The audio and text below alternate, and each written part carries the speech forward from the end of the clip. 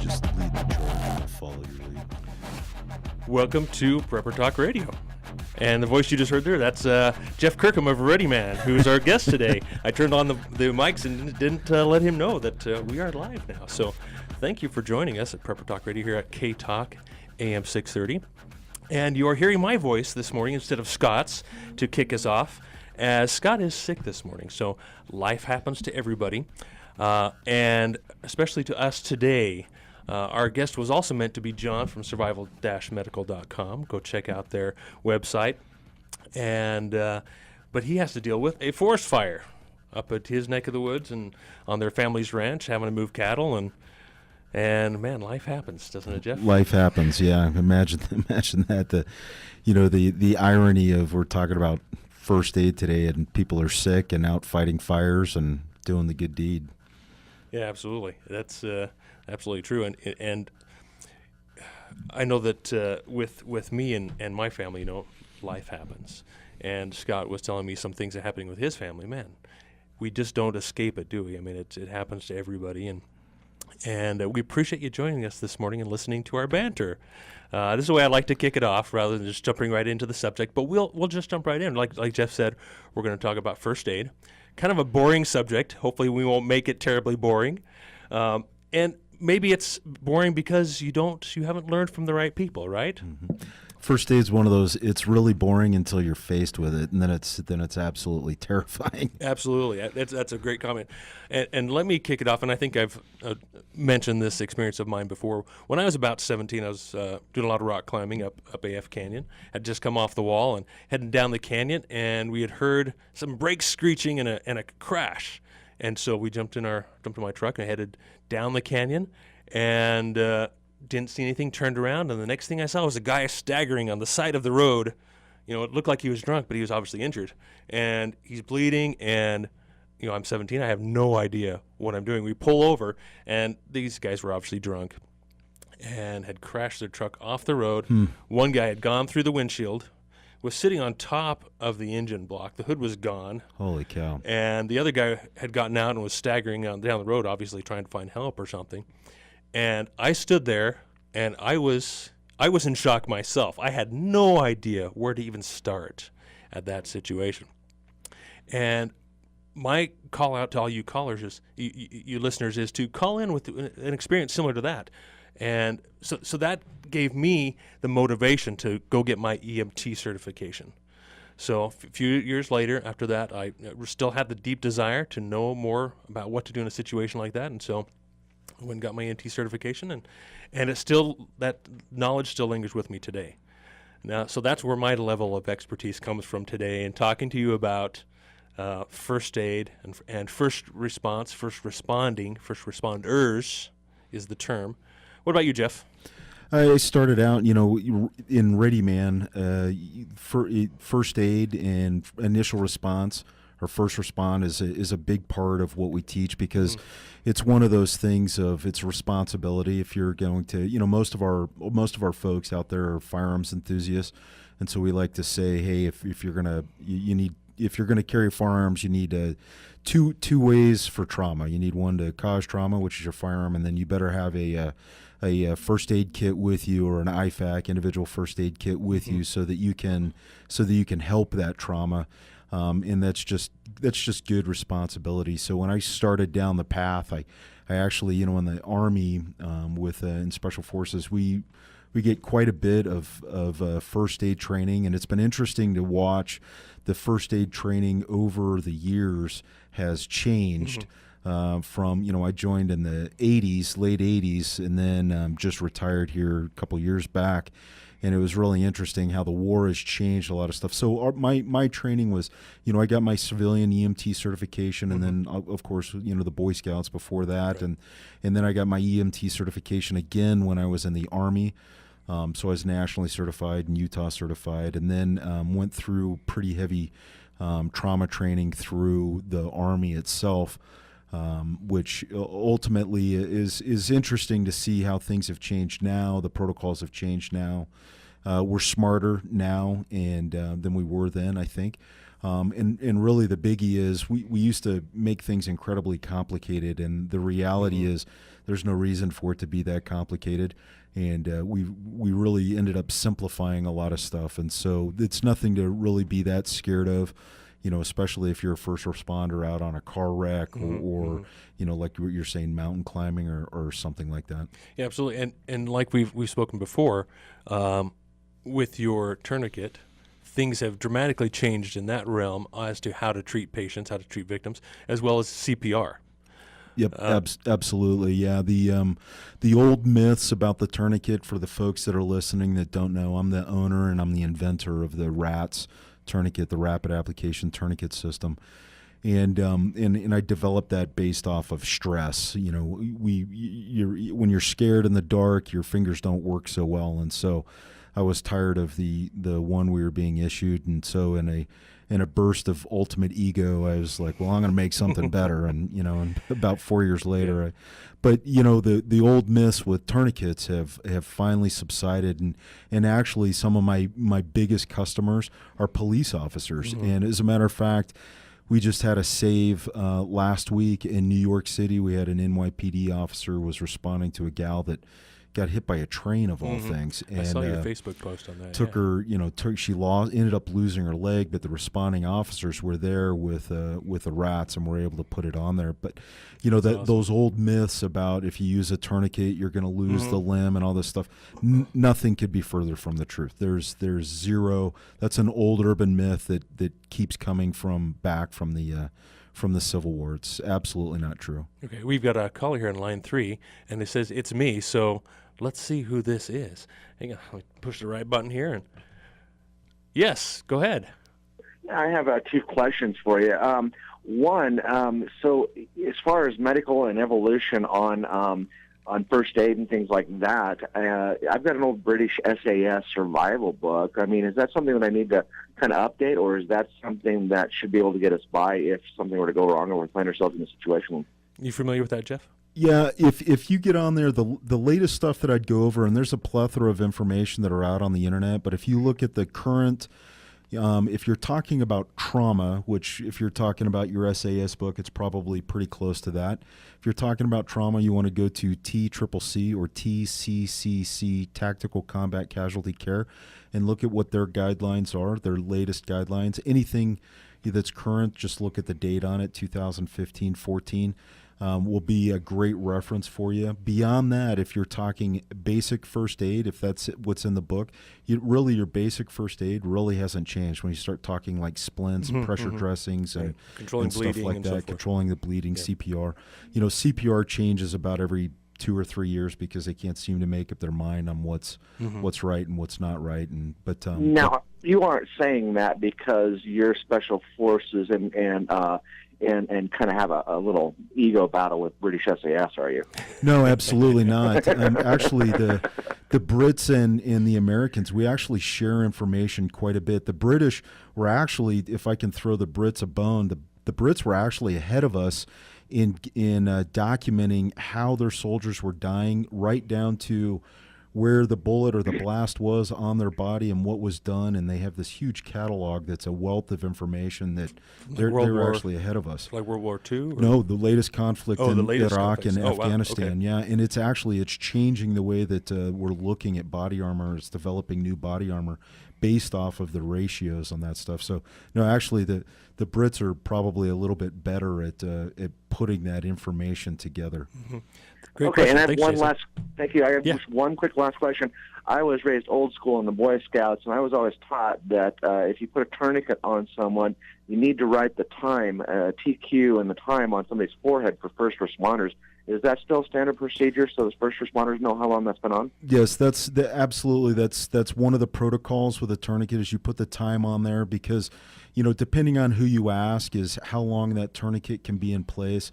But that's ongoing, and you just let the miracle workers that are at the hospital, they can figure all that stuff out. But any information that you can give them when you're pushing them off to another to another entity helps, because one of the things that time does, it tells them based off of how long that person has been in need. So if you put on that tourniquet and it's been because of massive hemorrhage and it's been an hour, immediately the first responders know, okay, it's been an hour, we need to check on A, B, C, D, E, F, G. So actually, you're not just writing down the time of that tourniquet had been on, but if you were doing the heart rate or you're doing respirations and stuff, you would write that down as well, and then you would continue to document that. That's why in like any good first aid kit, you have a Sharpie marker, because you can write it right on the person themselves.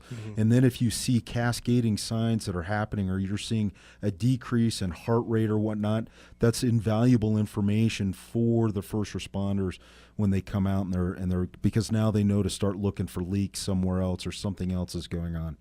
Okay, I have one last All right, question. go for I'm going to hang up and let you answer when I'm off air. There was a controversy, and it just occurred to me as to whether or not you should put a tourniquet on for venomous snake bites or not. So if you can comment on that, that'd be great, and I'll listen to you off air. Thanks, Jason. Appreciate it. You know what? That's a great question. It's funny. I've been asked that twice in the last 2 weeks about venomous snake bites. And the answer is, I don't know what the current protocol is, but we'll find out for you, because that's one of those things that keeps going back and forth as well, where do you put on a constrictor band? Do you put on a tourniquet? Do you just let it go and elevate the limb, or don't elevate the limb?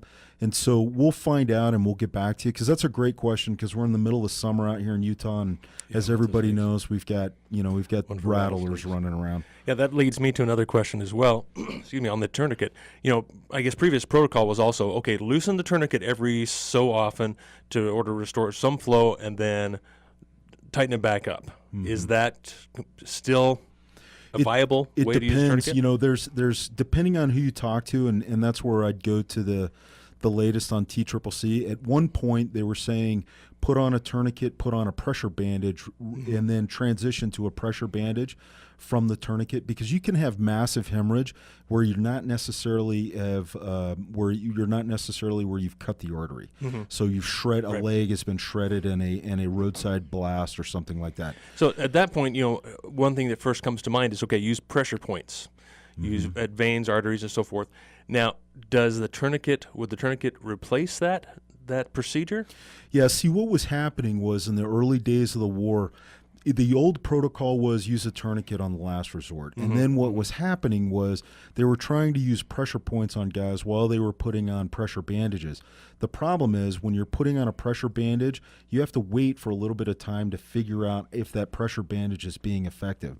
So if you shredded an artery in, say, somebody's leg from a blast or from a gunshot wound, as a matter of fact, then what was happening was guys were continuing to bleed out. And so, and it was so much to the fact that, as an adult male on an average, you can lose 2 liters of blood. But as an adult male, if you lose 2.5 liters of blood, there's a decent chance that you will still expire. And it's later on. So there were soldiers that were making it all the way from the battlefield to Landstuhl, Germany. So they made it from the battlefield, they made it to the forward operating bases. And not bases, received any blood yet. And even if they had received some blood, and then they made it all the way to Germany, but were still expiring because the toxins, the metabolic process is still taking place in the body, and there wasn't enough volume to continue to remove those toxins in the body, and and the guys were going down into liver failure. So they were still expiring even after they made it to Germany. So that's when the protocol very quickly changed and said immediately put on tourniquets. Yeah, and then the studies that came out after that was there were literally 0 instances of loss of limb associated with use of the tourniquet. Now, if a leg or arm had been mangled in a blast, different animal. That's the tourniquet is not causing that. It was the mechanism of injury. Right. All right, great conversation, and we will be right back after our messages from our sponsors. You're listening to Prepper Talk Radio. Thanks for joining us. And welcome back to Prepper Talk Radio.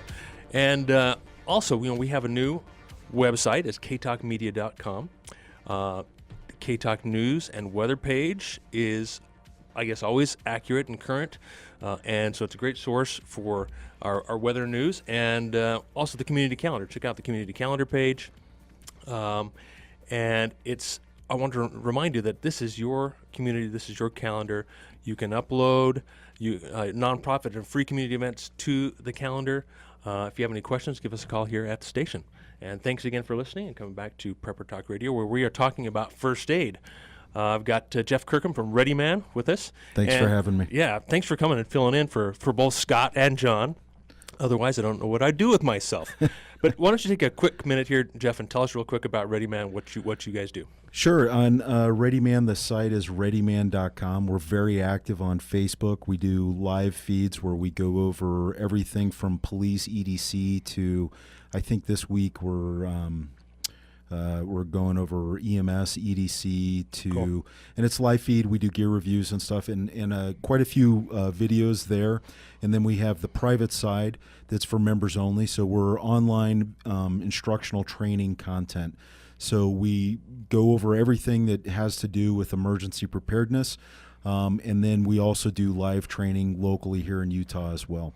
And these are the guys who make the survival cards as well that you guys probably have seen at PrepperCon and of course on their websites and online as well. The lockpick card as well as the wilderness survival card and such. Yep, one of our courses that's super popular is the kidnap avoidance hostage escape, and so escaping restraints and that's whatnot. what your one card is for. The like I say, call it the lockpick card, but it's the escape and evade, or not escape and evade, but escape restraint card. Yes. Correct. Yep. Okay, cool, very cool.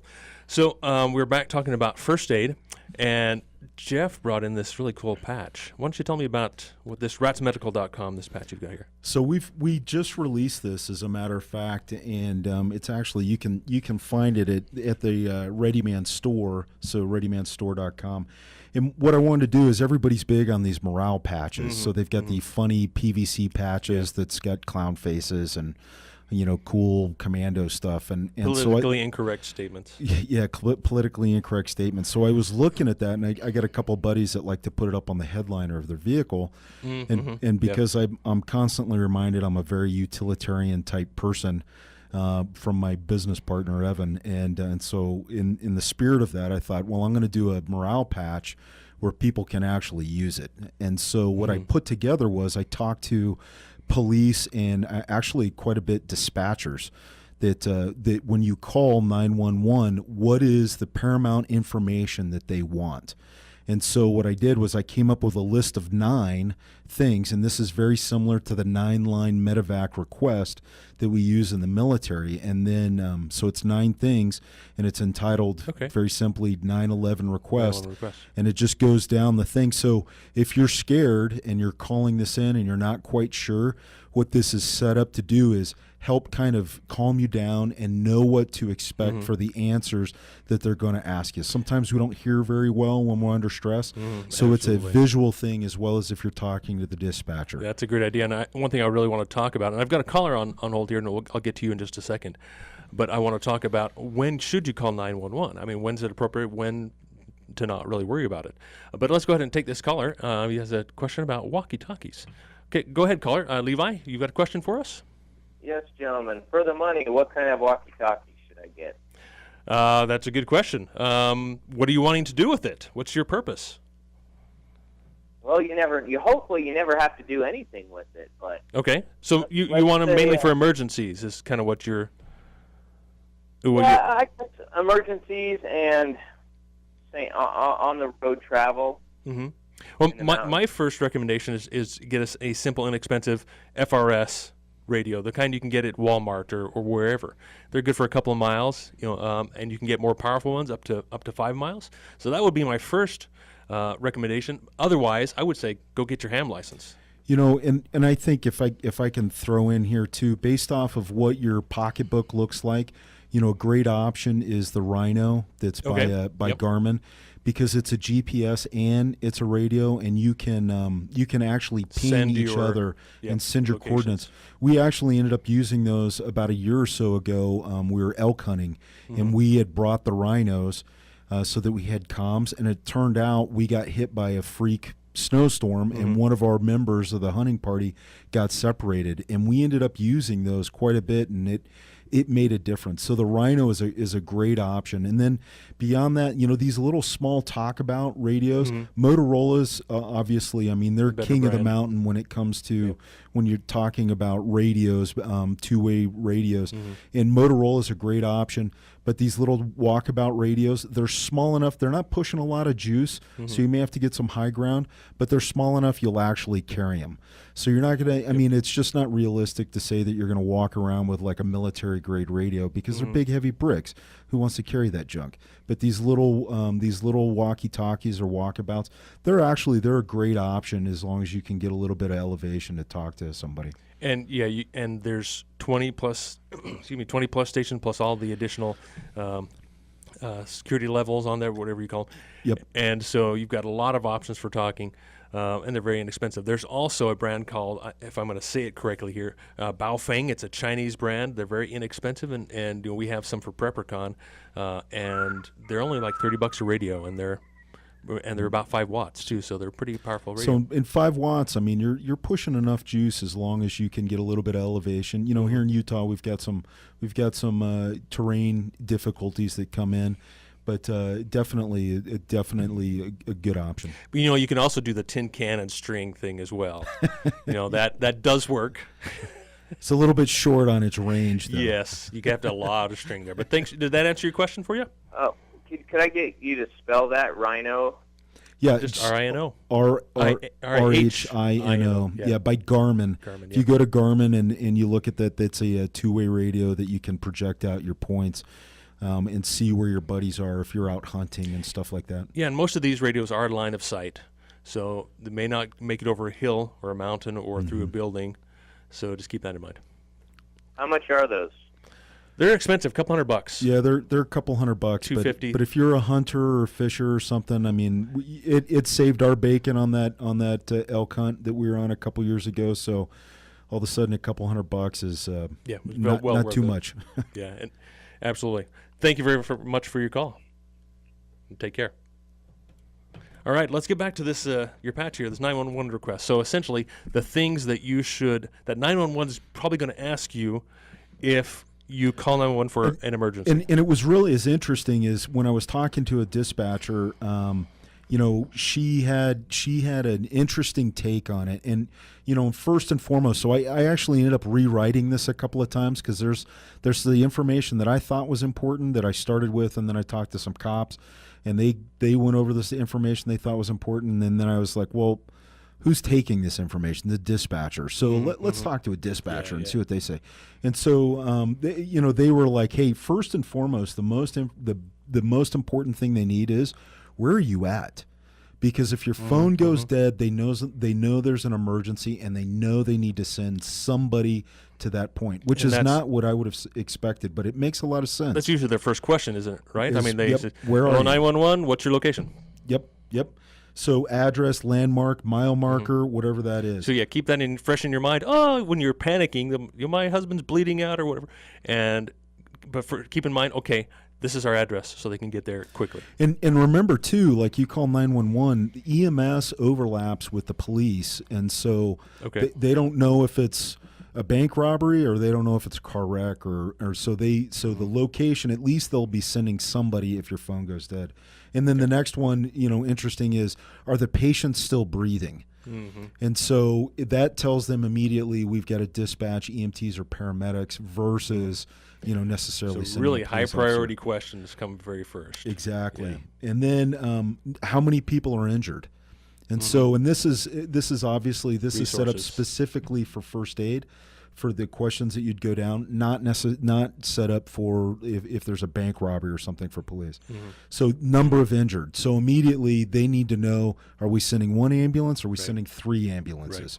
So they know how many to dispatch. Fire truck and all that. And then number 4 was describe what's going on. Describe the accident. Is it a car wreck? Is it a shooting? Is it a fire? What is it? Describe it. So now they know, because right after that is special considerations for EMS. So now they know if it's a car wreck and somebody's trapped in the car, or if they need to send the police, or if they need to send the police to secure the area, or send police and fire. Is there a fire? Is there a chemical spill? something like that. And that gets down to 6, where hazards in the area of, is it a chemical spill? Is there an ongoing fire, crime, whatnot? 7 is the method of your marking. So interestingly enough, I got in a car wreck once upon a time ago, and I thought I was very exact of where I was at, and they couldn't find me. And I was on the freeway, and they drove right past me. So and method of marking, so you put out a flare. you put out a flare, you've got your flashing lights on. Because I'd been in the wreck, I didn't have the flashing lights on, and the person who had hit me didn't have the sense to put on I their assume it was flashing lights. at night? It was at night, Okay. so it was hard to see, and the police, you watched them, the highway patrol, They no go hit right on by them, you, and they- went right by. It was like a 6-lane freeway under an underpass, and they didn't see it. So Okay. one That's of a good those one. blinding flashes, the obvious. Your name is a good one, because they need to know who to call back, and then your phone number and an alternate phone number is number 9. So if something happens or they can't find They can you, get back, like yeah. what happened to me on the wreck, they actually ended up calling me back, and they're like, "We're looking for you. Where are you?" And I'm like, "Hey, I'm under the." And they're like, "Oh, okay, we just drove past you." And they turn around and come back. And I'll take a picture of this and put it up on our Facebook page and share that so everybody can see Absolutely. these items, because very important. And so leading off of this, let's talk about, when should someone call 911? I mean, we can talk about all different types of injuries, but in particular, when should someone call 911, or when should someone not call 911? And I think and that's actually is a more difficult question than it sounds. Yep.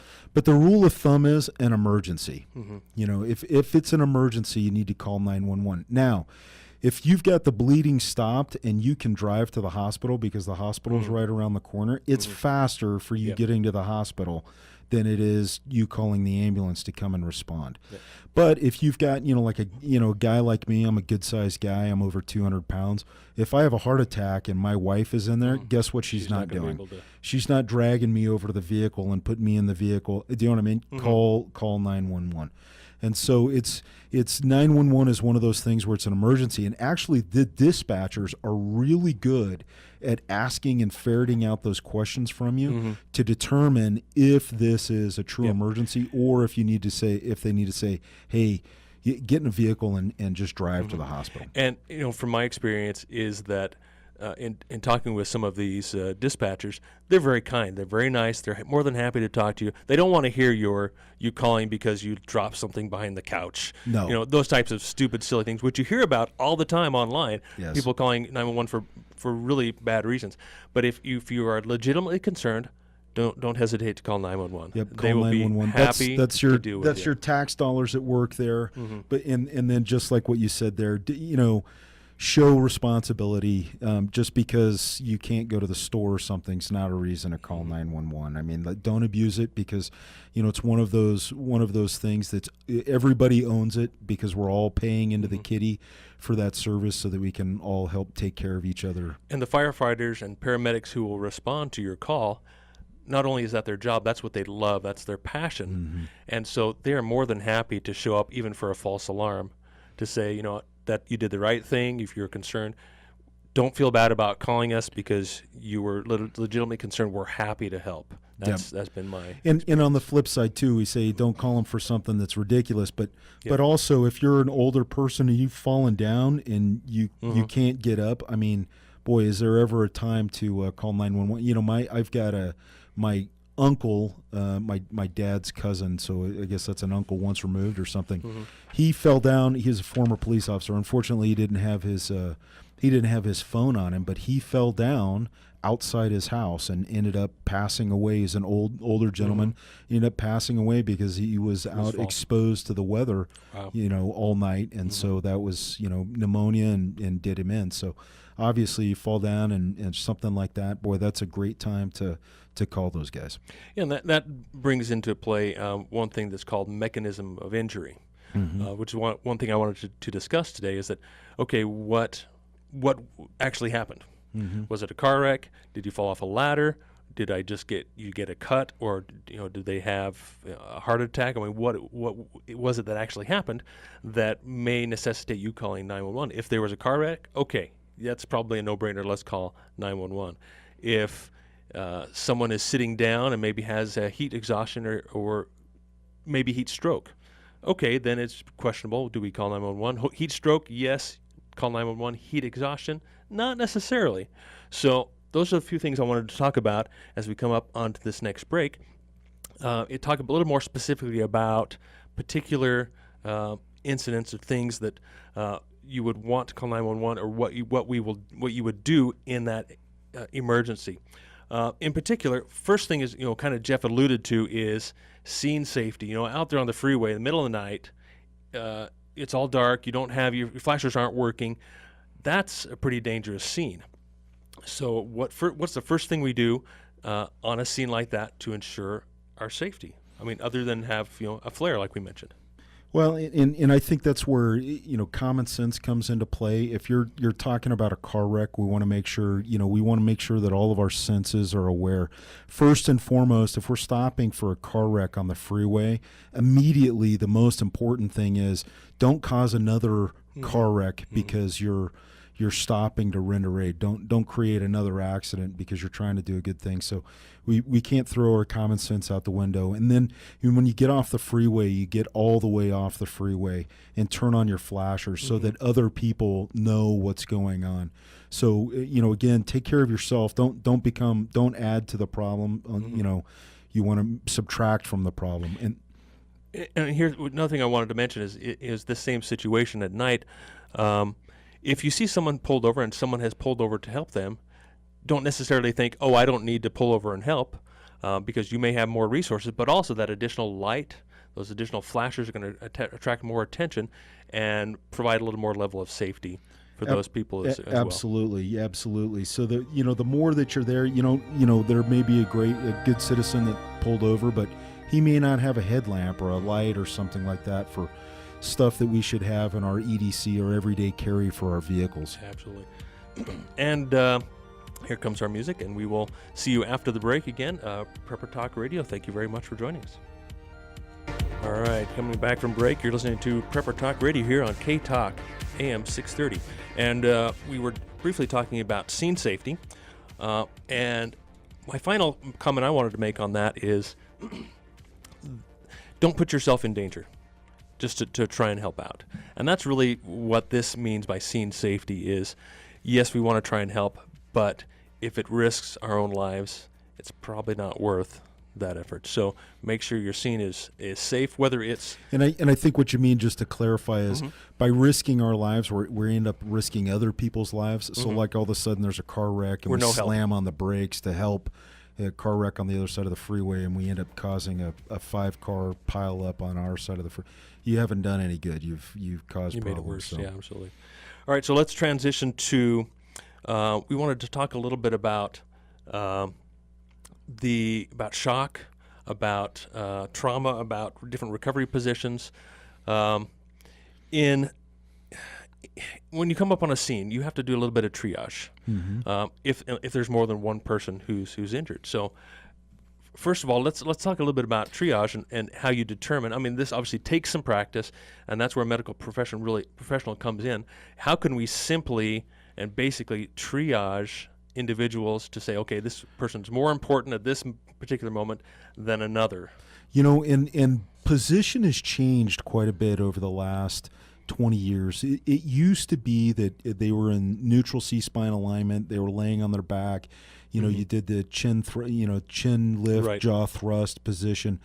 And now that's changed. And let me caveat that with it's not changed if you're dealing with a cervical injury. That hasn't changed. Again, look at the mechanism of injury. You have to look at the mechanism of injury. So in the military, we started out, back in the day, everybody ended up like that, and we were ingrained in that. And actually, there's a video that I show in some of my classes where there's a medic working on a guy who stepped on a landmine in Afghanistan, and he's so caught up on this guy's got to lay on his back that he's literally kneeling on the guy's chest to keep him to lay on his back so that he can work on his leg, which, I mean, obviously that's not the preferred method. And so now what we're seeing with trauma, remember C-spine is we've that's the exception of the rule.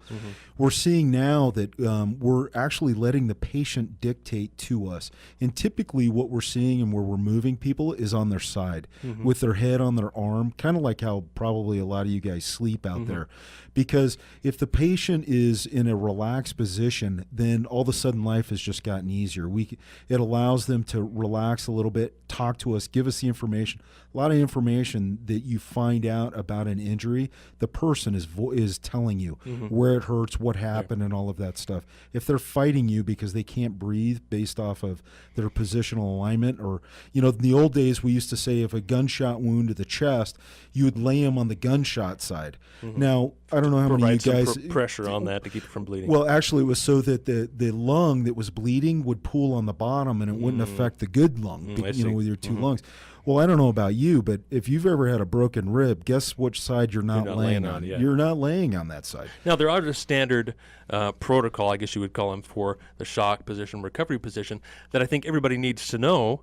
And like you're saying, you don't necessarily force someone to take that position, but if you're guiding them and as a first responder, providing that aid and that level of comfort, when you step in and you have some knowledge and you're acting calmly and you're speaking calmly and asking questions and helping that individual, it's going to provide some comfort to them in their injured state. Yeah, the Trendelenburg position is the one that you're talking about, or the T-Berg position, or the shock position, where the feet are slightly elevated over the heart. Laying on their back. You would lay someone on their back. Laying on their back. You could do this in the rescue position too if the person's on their side, because gravity still works that way. It's no problem. And then all that's doing is helping with the blood volume so that the heart has a little bit more blood volume that can help push around. So let's discuss exactly what shock is, because I think it's a very generalized term, and I think more of us need to recognize what shock is, or be better at recognizing what shock is and how to treat it. Actually, technically speaking, if you die, or when we die, we'll all die at some point. When you die, you will die of some form of shock. So whether that's septic shock, or that's hypovolemic shock, wherever, hypovolemic shock is just a fancy way of saying you bled to death. Septic shock means you got poisoned, your appendicitis, and you died of sepsis. And so on and so forth. So at some point you will die of shock. And when someone goes in, has an injury, like a broken arm, for example, they're experiencing a lot of pain, a lot of panic, and they can tend to both, their heart rate increases and their breathing increases, and they are obviously in pain, and they're obviously not comfortable. So that truly is a state of shock right there. That is, yep. When your heart rate increases, say above 100 beats per minute, and their breathing is above normal, which for an adult, about 12 or 15 breaths per minute, that truly is a state of shock. So a good way to treat that individual is to lay them on their back and raise their feet, and to help calm them down. Well, and the biggie that we have, and so without getting too technical, I mean, we're all going to die of shock and all that. But what we're generally talking about when somebody's going into shock is something that's happening based off of pain or lack of blood. Based off of pain or lack of blood. And so, and the way that we combat that is we keep them warm. That's why they say in any first aid case, you want to talk to the patient, reassure them, let them know that they're going to be okay, that help is on the way, because shock is not just a physical thing, but it's a mental thing as well. And so the more that we can calm that person down and assure them that they're going to be okay, it's not as bad as they think it is, the better off that individual is going to be. So we want to keep them warm, because typically if we're talking about blood loss, all of a sudden the body's ability to monitor its temperature, regulate its temperature, has been compromised. And that's where your emergency blanket comes into play right there. That's where your emergency blanket comes into play, absolutely. And it can be easily disposed of. You're not going to worry about getting blood or body fluids on it.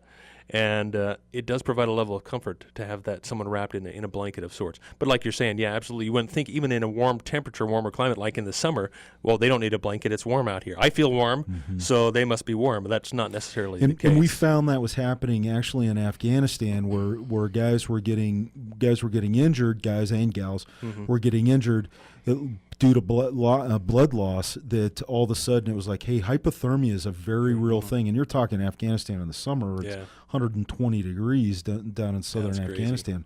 And guys were still going into hypothermia, and so that's one of the main treatments. That it's after you've plugged all the holes, you've stopped all the bleeders, you've gotten them comfortable, you've got whatever meds on board that you have to. You cover them up and get them ready for transport, because you don't want them to go into hypothermia. Now, there's also the recovery position, which is on your side. Now, typically, when I think of this position, it's if someone has been, say, vomiting, or something like that, and they've hit their head, and so they're maybe we don't want them to swallow their vomit, so you don't want them on their back, so you can put them on their side. Yes. Yep. But there's also other reasons to use that position. Those are the two positions, on your back, obviously, when we're talking about cervical, cervical spine issues, and then on the side, because generally speaking, if you lay on your back on the floor, it's not a very comfortable position. And in some cases, for some people, it's difficult to breathe. It's a little bit difficult to breathe. And so laying people on their side, I mean, you think about, again, I draw the example, most of you guys at home probably sleep on your side on the bed, because it's just a natural position it's easy and it's comfortable to lay that way. So during a respiratory event, whether it's asthma or COPD or something like that, you wouldn't want to put someone on their back or on their side. And that's where you were saying, let them dictate what is comfortable for them, with how they can breathe, where they have less pain. Obviously, you don't want them to faint and fall and hit the ground, because they're going to cause more injury. Just watch them and put them in that position. They'll be able to tell you just about anybody that's had a wicked case of asthma. They'll know the little tricks of the trade of where they need to be and what positions tends to help them so that they can breathe the most. And your first aid may be simply running over and getting their inhaler for them that they forgot, and getting them back. Or that's a great instance of, hey, all of a sudden I know that this person has a horrible case of asthma, and then inhaler's nowhere to be found. Boom, 911 is absolutely an option. Exactly. And like you say, they'll know how to treat their asthma, most likely, and at what point they feel they need to call 911, or they can manage it themselves. Yep, absolutely.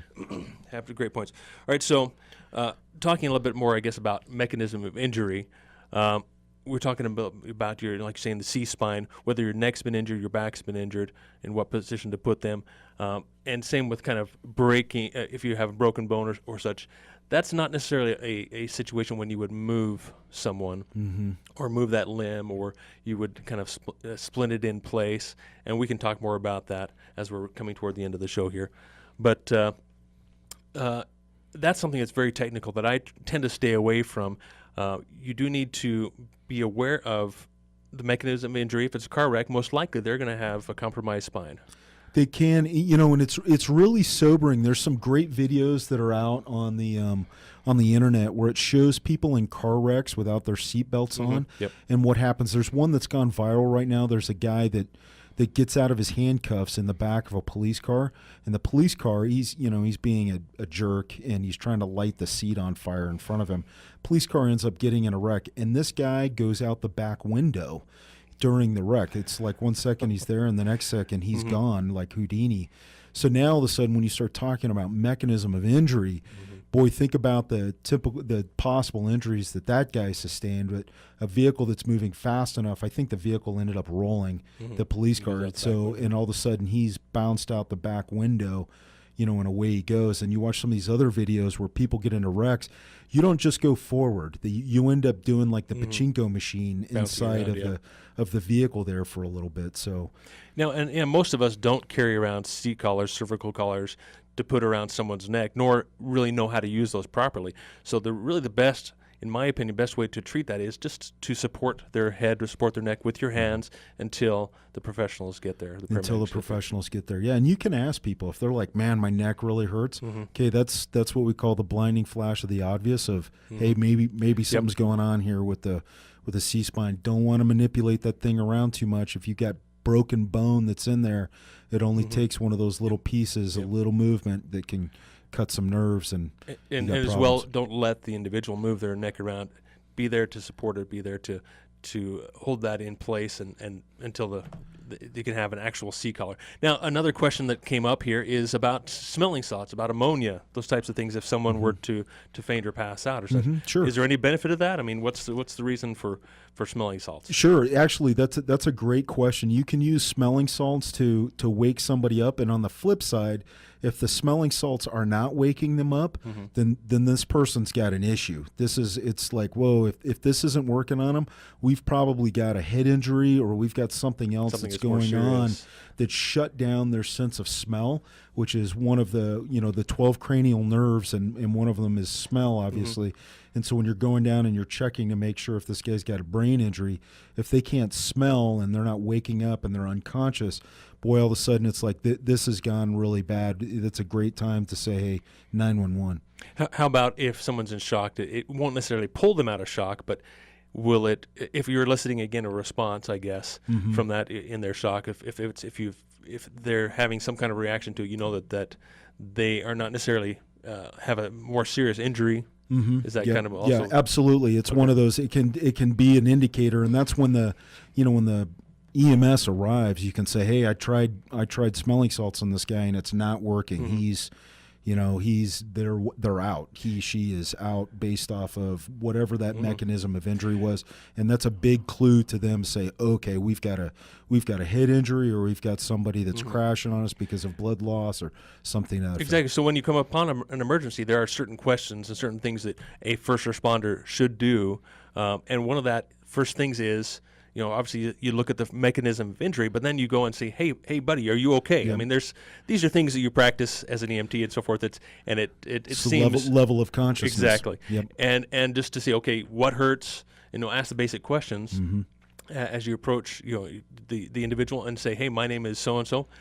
I'm here to help. I'm an EMT or I'm a first responder. How can I help? Yep, so absolutely. That's one of the first things. And if they're answering you back right off the bat, you go, hey, they've got a good airway. They're conscious, exactly. and if they're answering me somewhat intelligently, gives you a lot of clues as to how to treat this.